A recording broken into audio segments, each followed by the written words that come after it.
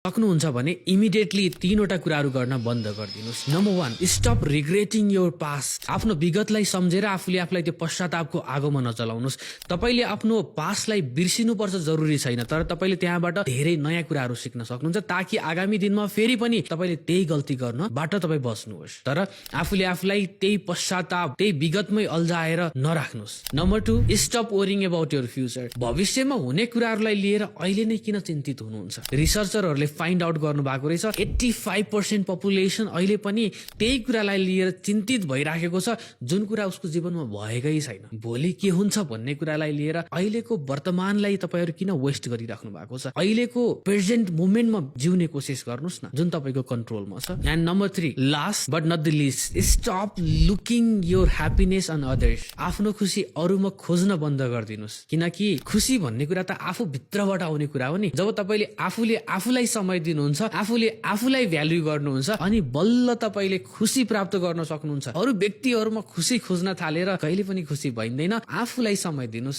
आफूले आफूलाई रिल्याक्स राख्नुस्, अनि बल्ल त्यो खुसी भित्रबाट निस्किएर अरूमाथि फैलिने गर्छ। यो तीनवटा कुरा सिक्नु भएको छ भने यो भिडियोलाई सेभ गर्नुस् र शेयर गर्न नबिर्सिनु होला। कुरा चित्त बुझ्यो भने फलो पनि गर्नु होला। Thank you so much.